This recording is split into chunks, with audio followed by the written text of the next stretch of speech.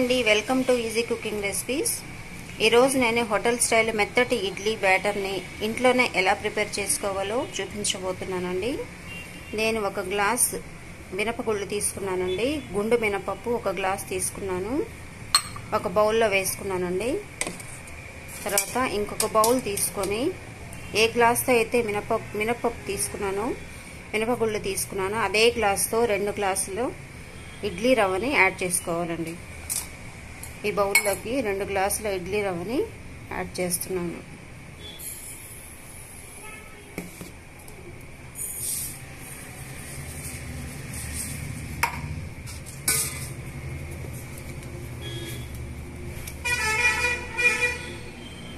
రెండు గ్లాసుల ఇడ్లీ రవ్వని యాడ్ చేసిన తర్వాత మినపప్పుని, ఇడ్లీ రవ్వని రెండు కూడా శుభ్రంగా వాష్ చేసుకున్న తర్వాత నీళ్లు పోసుకొని ఒక 4 గంటల పాటు నానబెట్టుకోవాలండి. ఇప్పుడు మినపప్పు, ఇడ్లీ రవ్వని శుభ్రంగా వాష్ చేసుకున్నానండి. ఇప్పుడు ఇందులోనే మనము మంచినీళ్ళు పోసుకొని ఒక 4 గంటల పాటు నానబెట్టుకోవాలండి. ఇలా 4 గంటల పాటు నాననిద్దామండి. ఇప్పుడు మనం ఒకసారి మూత తీసి చూద్దామండి.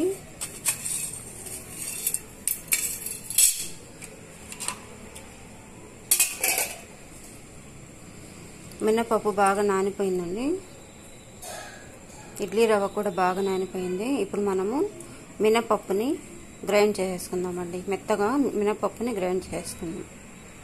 ఇప్పుడు పప్పుని బాగా గ్రైండ్ చేసుకున్నానండి. ఇప్పుడు మనం ఒక బౌల్లోకి తీసేసుకుందాం. ఇప్పుడు మనం పిండిని ఒక బౌల్లోకి తీసేసుకున్నామండి. ఇప్పుడు మనము ఈ పిండిలోకి ఇడ్లీ రవ్వని యాడ్ చేసేసుకుందామండి. ఇడ్లీ రవ్వని ఇందాక నానబెట్టుకున్నాం కదండి, అవంతా కూడా వాటర్ తీసేసి ఈ పిండిలోకి ఇలా ఈ పిండి అంతా కూడా పిండిలోకి వేసేసుకుందామండి రవ్వని.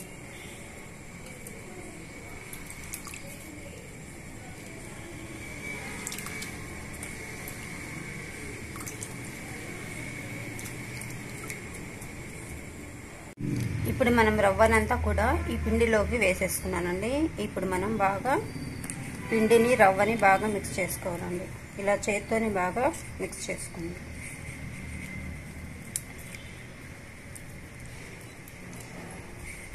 ఇలా చేత్తోని బాగా మిక్స్ చేసుకున్న తర్వాత మూత పెట్టుకొని నైట్ అంతా బాగా ఫెర్మెంట్ కానివ్వాలండి.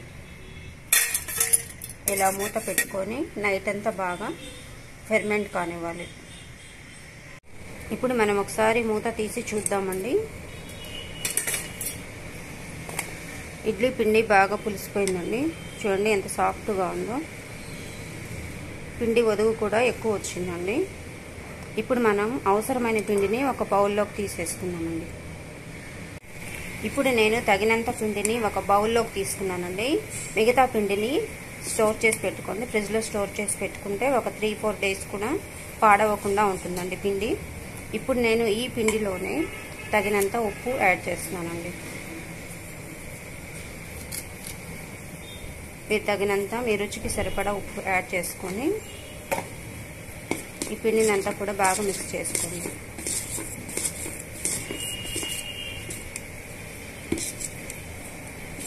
ఇలా అంతా మిక్స్ చేసుకున్న తర్వాత ఇప్పుడు మనం ఇడ్లీ ప్లేట్స్లోకి మనము పిండిని వేసేసుకుందామండి.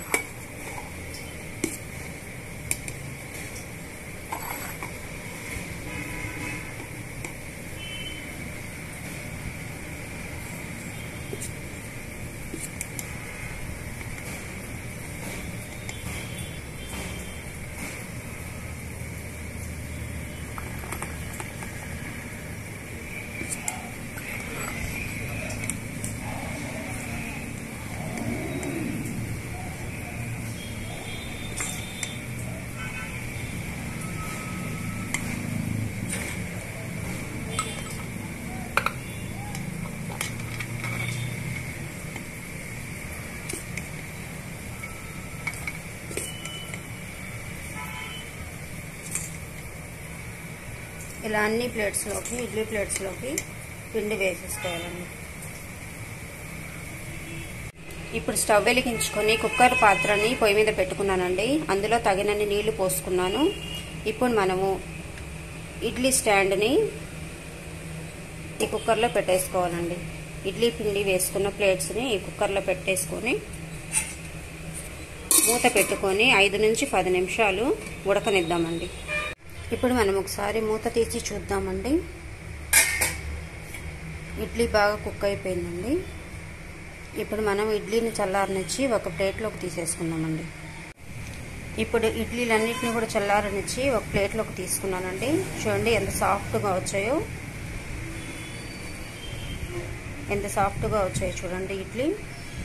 మీరు కూడా ఇలానే ఇంట్లోనే హోటల్ స్టైల్ ఇడ్లీ బ్యాటర్ని ప్రిపేర్ చేసేసుకోండి. ఇప్పుడు మనం ఈ ఇడ్లీని పల్లీల చట్నీతో కానీ, కొబ్బరి చట్నీతో కానీ, లేదంటే సాంబార్తో కానీ సర్వ్ చేసుకుంటే చాలా చాలా టేస్టీగా ఉంటుందండి.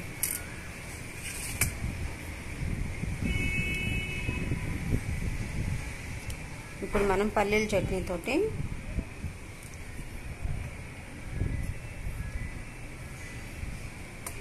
ఈ మెత్తటి ఇడ్లీలు తింటే చూడండి ఎంత సాఫ్ట్గా దూదిలాగా వచ్చాయో.